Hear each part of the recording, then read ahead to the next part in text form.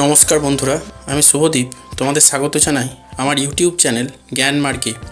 এই ভিডিওতে আমরা রায় ও মার্টিন প্রশ্নবিচিত্রা 2025 থেকে ষষ্ঠ শ্রেণীর ভূগোল বিষয়ে দ্বিতীয় পর্যায়ক্রমিক মূল্যায়নের যে মডেল সেটগুলি দেওয়া হয়েছে তার মধ্য থেকে 3 নম্বর মডেল সেটটির সমস্ত প্রশ্নের উত্তরগুলি নিয়ে আলোচনা করব।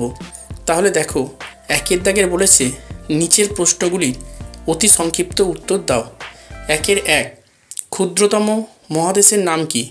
উত্তর হবে ওসিয়ানিয়া। 2 আন্টার্কটিকার সর্বোচ্চ শৃঙ্গের নাম কি? উত্তর হবে ভিনসেন্ট ম্যাসিভ। 3 সমষ্ণ রেখা কি? উত্তর হবে বছরের একটা নির্দিষ্ট সময়ে যেসব স্থানের গড় উষ্ণতা সমান সেই স্থানগুলিকে মানচিত্রে কাল্পনিক রেখা দ্বারা যুক্ত করে যে রেখাগুলি পাওয়া যায় তাদের সমষ্ণ রেখা বলে। 4 কোন স্তর থেকে বেতার তরঙ্গ প্রতিফলিত হয়ে পৃথিবীতে ফিরে আসে? উত্তর হবে আয়োনোস্ফিয়ার। 5 পৃথিবীর শীতলতম স্থানের নাম লেখো। উত্তর হবে আন্টার্কটিকায় রাশিয়ার অধিকৃত ভস্টক গবেষণা কেন্দ্রটি পৃথিবীর শীতলতম স্থান। 6 ক্রিল কি?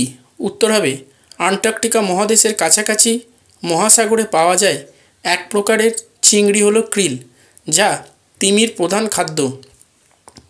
7 ভারতে অবস্থিত মরুভূমির নাম কি? উত্তর হবে থর মরুভূমি। 8 বায়ুর আর্দ্রতা মাপার যন্ত্রের নাম কি? উত্তর হবে হাইগ্রোমিটার। 9 লু কি? উত্তর হবে গ্রীষ্মকালে, বিশেষত এপ্রিল মে মাসে উত্তর পশ্চিম এবং উত্তর ভারতে দুপুরের দিকে এক প্রকার উষ্ণ ও শুষ্ক বায়ু প্রবাহিত হয়, যাকে লু বলে। 10 ভারতের কোথায় সিংহ দেখা যায়? উত্তর হবে গুজরাটের গির অরণ্যে। 11 পৃথিবীর মধ্যে সবচেয়ে বেশি বৃষ্টিপাত হয় কোথায়? উত্তর হবে মেঘালয়ের চেরাপুঞ্জিতে। এরপর 2 দাগের বলেছে সঠিক শব্দ বেছে লেখো। 2 বায়ুর গতিবেগ মাপা হয়, এটা হবে অপশন বি অ্যানিমোমিটার দিয়ে। 2 বৃহত্তম মহাসাগরের নাম হলো, এটা হবে অপশন এ প্রশান্ত মহাসাগর। 3 আন্টার্কটিকায় মৈত্রী গবেষণা কেন্দ্রটি হলো, এটা হবে অপশন বি ভারতের। 4 পৃথিবীর সবথেকে বাইরের পাতলা শক্ত আবরণকে বলে, এটা হবে অপশন বি ভূত্বক। 5 পশ্চিম ভারতে প্রচণ্ড তাপপ্রবাহের সঙ্গে ধূলিঝড়ের সৃষ্টি হয়, একে অপশন সি আঁধি বলে। এরপর 3 দাগের বলেছে বাম দিকের সঙ্গে ডান দিকের সঠিক উত্তরটি মিলিয়ে লেখো। 1 সংরক্ষিত অরণ্য, এটা হবে অপশন বি কোডারমা।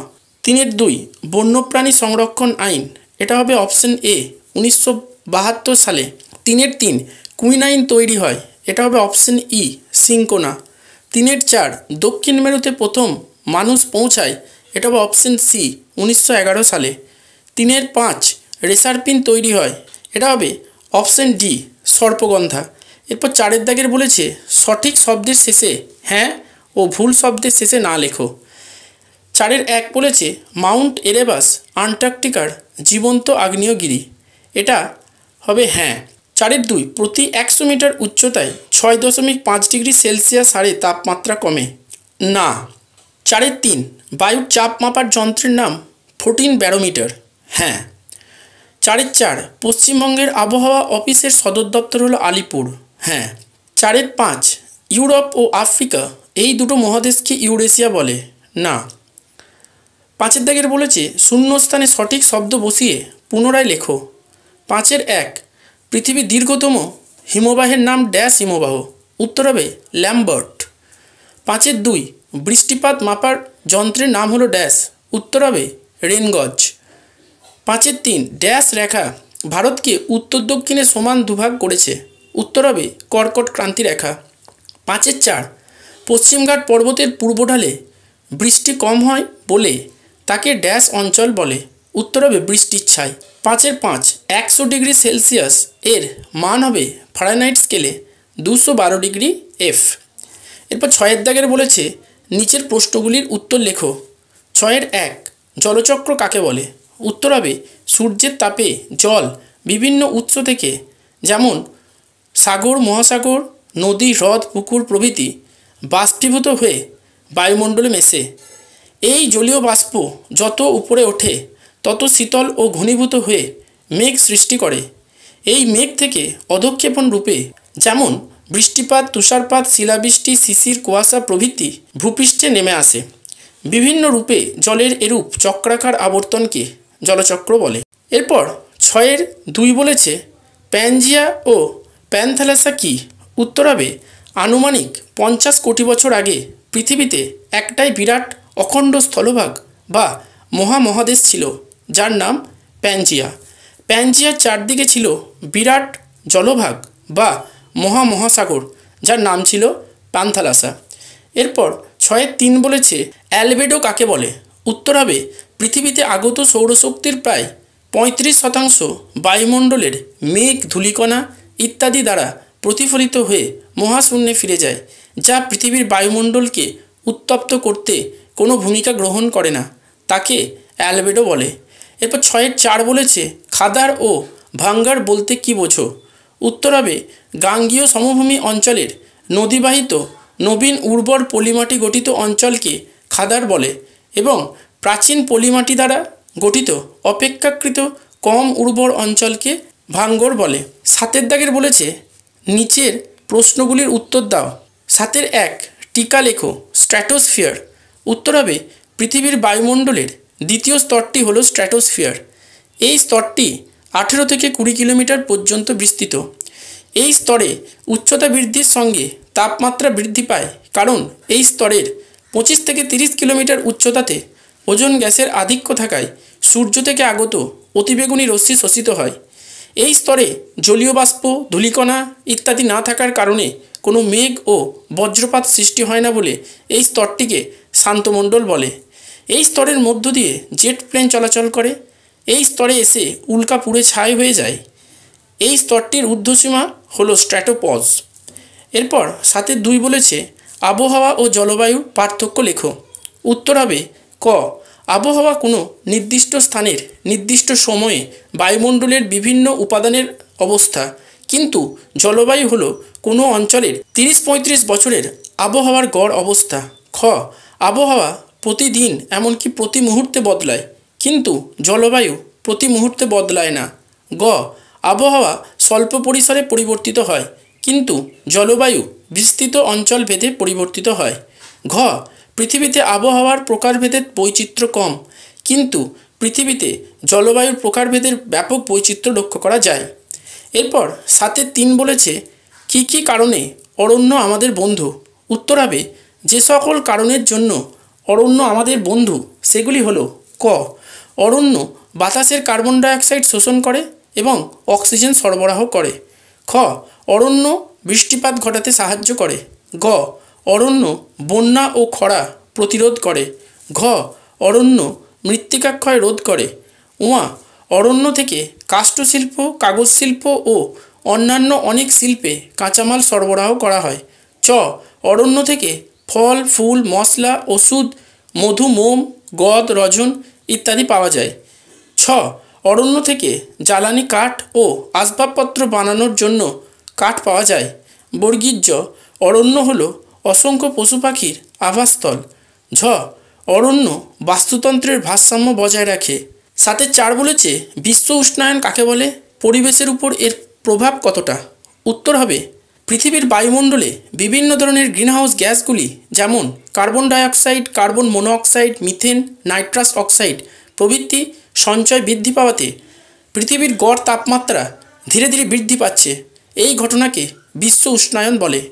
পরিবেশের উপর বিশ্ব উষ্ণায়নের প্রভাব ক মেরু অঞ্চলের বরফ গলে যাচ্ছে, ফলে সমুদ্র জলতল বৃদ্ধি পেয়ে অনেক দ্বীপ ডুবে যাচ্ছে। খ সমুদ্র জলের তাপমাত্রা বৃদ্ধি পাওয়াতে অনেক সামুদ্রিক জীবের মৃত্যু ঘটছে। গ শুষ্ক অঞ্চলগুলিতে দাবানলের প্রকোপ বাড়ছে। ঘ বিশ্বব্যাপী জলবায়ুর উপর বিরূপ প্রভাব পড়ছে, ফলে বন্যা, খরা, ঘূর্ণিঝড় ইত্যাদির প্রকোপ বাড়ছে। 8 দাগের বলেছে নিচের প্রশ্নগুলির উত্তর দাও। 8-1 পৃথিবীর তাপমণ্ডলকে কয়টি ভাগে ভাগ করা হয় ও কি কি? প্রত্যেক তাপমণ্ডল সম্পর্কে সংক্ষেপে লেখো। উত্তর হবে নিরক্ষীয় অঞ্চল থেকে 2 মেরুর দিকে তাপের পরিমাণ ক্রমশ কমে। কারণ হলো সূর্যরশ্মির পতন কোণের তফাৎ। সূর্যরশ্মির পতন কোণের ভিত্তিতে পৃথিবীকে 3টি তাপমণ্ডলে ভাগ করা হয়, যথা উষ্ণমণ্ডল, নাতিশীতোষ্ণমণ্ডল এবং হিমমণ্ডল। উষ্ণমণ্ডল নিরক্ষরেখার উভয় দিকে কর্কটক্রান্তি রেখা ও মকরক্রান্তি রেখার মাঝের অঞ্চল হল উষ্ণমণ্ডল। এই অঞ্চল বরাবর সূর্যরশ্মি লম্বভাবে পড়ে, তাই সারা বছরব্যাপী উষ্ণতা অধিক হয়। নাতিশীতোষ্ণমণ্ডল কর্কটক্রান্তি রেখা থেকে সুমেরুবৃত্ত রেখা এবং মকরক্রান্তি রেখা থেকে কুমেরুবৃত্ত রেখার মাঝের অঞ্চল হল নাতিশীতোষ্ণমণ্ডল। এখানে সূর্যরশ্মি তির্যকভাবে আপতিত হয়, তাই এই অঞ্চল উষ্ণমণ্ডলের তুলনায় কম উত্তপ্ত হয়। হিমমণ্ডল সুমেরুবৃত্ত থেকে উত্তর মেরু এবং কুমেরুবৃত্ত থেকে দক্ষিণ মেরুর মাঝের অঞ্চল হল হিমমণ্ডল। সূর্যরশ্মি সারা বছর অধিক তির্যকভাবে আপতিত হওয়াতে এই অঞ্চল সবচেয়ে কম উত্তপ্ত হয় এবং সারা বছর ধরে বেশ ঠান্ডা থাকে। এরপর 8এর 2 বলেছে মৃত্তিকা ক্ষয়ের 2টি কারণ লেখো, মৃত্তিকা সংরক্ষণের 2টি উপায় লেখো, বিশ্ব অরণ্য দিবস কবে পালিত হয়। উত্তর হবে মৃত্তিকা ক্ষয়ের 2টি কারণ হলো ক অতিরিক্ত বৃক্ষচ্ছেদন ও নগরায়ন, খ অতিরিক্ত পশুচারণ। মৃত্তিকা সংরক্ষণের 2টি উপায় হলো ক অযথা গাছ কাটা বন্ধ করা উচিত ও অনেক বেশি সংখ্যায় বৃক্ষরোপণ করা দরকার, খ অবৈজ্ঞানিক পদ্ধতিতে কৃষিকাজ বন্ধ করতে হবে এবং পাহাড়ের ঢালু অংশে ধাপ কেটে চাষ করা উচিত। 21শে মার্চ বিশ্ব অরণ্য দিবস পালন করা হয়। এরপর 8এর 3 বলেছে ভারতের স্বাভাবিক উদ্ভিদকে কয়টি ভাগে ভাগ করা হয় ও কী কী, যে কোনো একটি ভাগ সম্পর্কে লেখো। উত্তর হবে ভারতের স্বাভাবিক উদ্ভিদকে 5টি ভাগে ভাগ করা হয়, যথা ক ক্রান্তীয় চিরসবুজ অরণ্যের উদ্ভিদ, খ ক্রান্তীয় পর্ণমোচী অরণ্যের উদ্ভিদ, গ কাঁটা ঝোপ ও গুল্ম জাতীয় উদ্ভিদ, ঘ উপকূলীয় ম্যানগ্রোভ অরণ্যের উদ্ভিদ, উমা পার্বত্য নাতিশীতোষ্ণ অরণ্যের উদ্ভিদ। এর মধ্যে ক্রান্তীয় চিরসবুজ অরণ্যের উদ্ভিদ যেসব অঞ্চলে বার্ষিক গড় বৃষ্টিপাত 200 সেন্টিমিটারের বেশি এবং গড় বার্ষিক তাপমাত্রা 25 ডিগ্রি থেকে 35 ডিগ্রি সেলসিয়াস, সেখানে এই উদ্ভিদের অরণ্য দেখা যায়। এই অরণ্যের প্রধান উদ্ভিদগুলি হল রোজউড, আয়রনউড, গর্জন, মেহগনি, চাপলাস প্রভৃতি। উদ্ভিদের বৈশিষ্ট্যগুলি হল ক এই অরণ্যের উদ্ভিদের পাতা সারা বছর সবুজ থাকে, খ গাছের গুঁড়িগুলি বেশ মোটা, ভারী ও শক্ত হয়, গ গাছের পাতাগুলি বেশ চওড়া হয়, ঘ গাছগুলি খুব লম্বা হয়। ভারতবর্ষের আন্দামান নিকোবর দ্বীপপুঞ্জ, পশ্চিমঘাট পর্বতের পশ্চিম ঢাল, উত্তর পূর্বাঞ্চলের রাজ্যসমূহ, পশ্চিমবঙ্গের ডুয়ার্স অঞ্চলে এই অরণ্য দেখা যায়। এই ভিডিওটা দেখে উপকৃত হলে অবশ্যই একটি লাইক করবে, কমেন্ট করবে এবং বন্ধুদের সাথে ভিডিওটা শেয়ার করবে। আর চ্যানেলটিতে নতুন হলে অবশ্যই সাবস্ক্রাইব করে পাশে থাকা বেল আইকনটি প্রেস করে দেবে। ভিডিওটি সম্পূর্ণ দেখার জন্য ধন্যবাদ। নমস্কার।